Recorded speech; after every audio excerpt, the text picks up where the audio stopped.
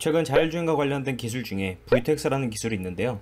전문가들은 레벨 4 이상의 자율주행이 개발되려면 V2X가 꼭 필요하다고 합니다. 그리고 앞으로 오게 될 인포테인먼트 산업에서는 V2X가 필수다라고도 하고 있죠. 그럼 이 V2X는 도대체 어떤 시스템이고 시장은 어떻게 이루어졌는지 같이 알아보도록 하겠습니다. V2X 역사는 1970년대로 거슬러 올라가요. 미국의 전자도로 안내 시스템, 일본의 종합교통 관제 시스템이라는 ITS 개발 프로젝트가 시작됐죠. ITS는 지능형 교통 시스템의 약자로 도로의 영상 검지기, 신호등과 같은 전자, 제어, 통신 시스템을 활용해서 현재 도로 상황을 관제소에서 모니터링하는 시스템이에요. 그리고 관제에서는 사람들에게 도로의 현시 상황을 알려주죠.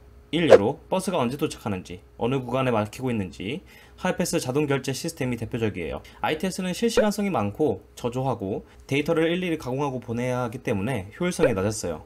그러다 2010년 CITS라는 개념이 나오면서 주변의 인프라들과 정보를 공유하는 시스템으로 ITS의 약점을 보완하기 시작했어요. CITS 환경을 만들어 기존의 실시간성도 높이고 도로 전반의 안전도, 통행 속도 원활, 연료 등에 대한 에너지 소모 절감에 일조할 수 있게 되었죠. 이렇게 탄생한 것이 Vehicle to Everything, V2X라는 개념이에요. 초기 V2X는 IEEE에서 발표한 WLAN 기반 웨이브 통신 기법을 사용했어요. IEEE 802.11p라는 와이파이 기반 통신 방식이고 일정 범위에서만 통신이 가능하기 때문에 단거리 전용 통신 방식이라고 하죠. 2016년에는 DSRC 통신 기반 V2X 모듈이 탑재된 자동차 도요타와 GM이 최초로 상용화해요. 그리고 이동통신 프로토콜을 개발하는 조직인 3GPP에서는 LTE 기반의 V2X 통신을 발표했어요. 일반적으로 DSRC와 차별하기 위해 셀룰러 V2X, 즉 CV2X라고 합니다. 그럼 V2X는 도대체 어떻게 쓰이고 왜 이런 통신 방식을 쓰는지 궁금해할 수가 있어요. V2X 안에는 차량과 차량 간 통신인 V2V, 차량과 인프라 간 통신인 V2I, 차량과 사람이 통신할 수 있는 V2P,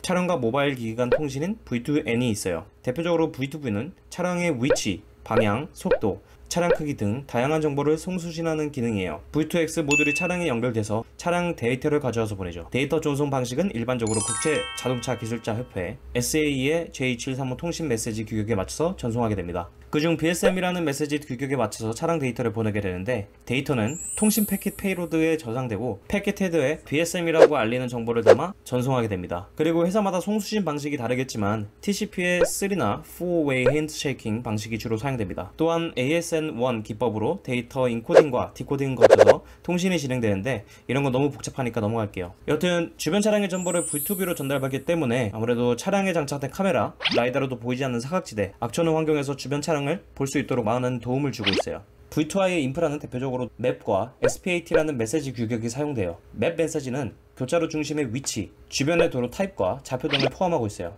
도로마다 제한 속도가 몇 킬로인지, 좌회전이 가능한지, 자전거 전용 도로인지 식별할 수 있는 정보가 포함되죠. SPAT는 신호등 정보인데요. 정지 신호인지 출발 신호인지 몇 초 남았는지에 대한 내용들이 나와 있어요. 이런 인프라 정보는 브로드캐스팅 방식이라 인프라가 많은 지역에 있다면 메시지가 중복돼서 들어올 수가 있어요. 그래서 여러 가지 방식이 있겠지만 저 같은 경우는 자율주행을 개발할 때 여러 맵의 센터 위치와 차량의 위치 사이에 최소 거리를 가진 맵 메시지를 가져오고 인근 SPAT와 맵 ID가 같기 때문에 ID를 매칭을 해서 신호 정보를 가져올 수가 있었죠. 이렇게 되면 자율주행 차량에서는 카메라 렌즈가 깨졌거나 안개가 짙어서 신호등이 안 보이는 경우에 효과적으로 신호등 상태를 판단해서 정차하거나 주행할 수가 있습니다. 그래서 이런 모든 정보를 이전에 말한 두 가지 통신 방식으로 전송할 수가 있어요. 먼저 DSRC의 장점은 내부적으로 이미 표준화가 완성되어 있고 오랜 기간 걸쳐서 개발되었기 때문에 아무래도 안정성이 높아요. 하지만 메시지를 받아볼 수 있는 통신 공간의 한계가 존재하기도 합니다. 그래서 비용 측면이나 안정성으로 우수한 기술을 쓰고자 한다면 DSRC를 사용하고 있어요. CV2X는 DSRC에서의 통신 공간 한계를 뛰어넘고 빠른 전송 속도, 레이턴시가 최저로 줄어서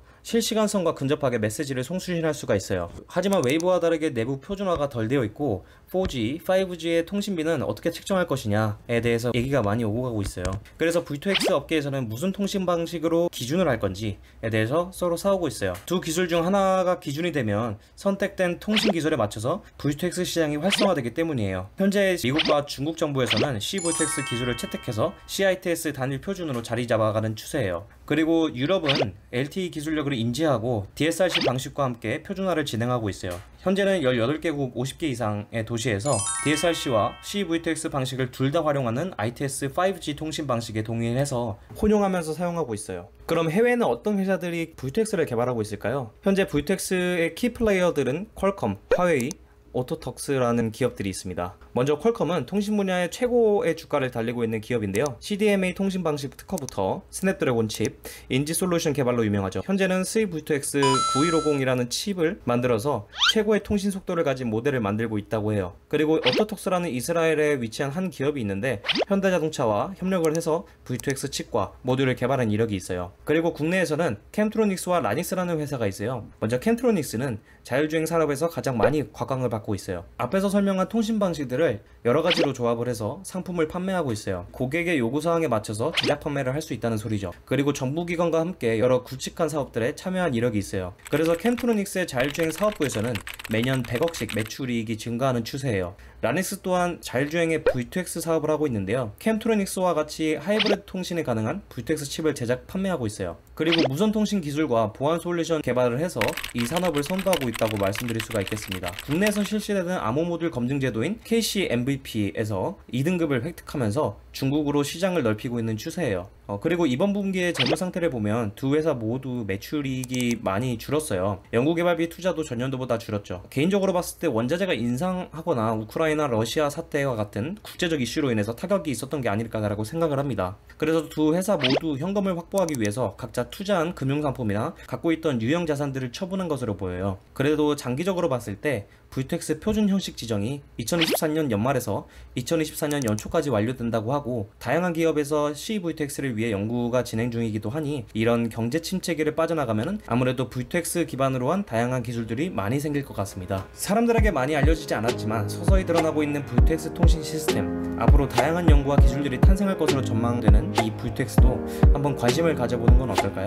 지금까지 다양한 기술과 기업을 알려드리는 오븐2였습니다. 감사합니다.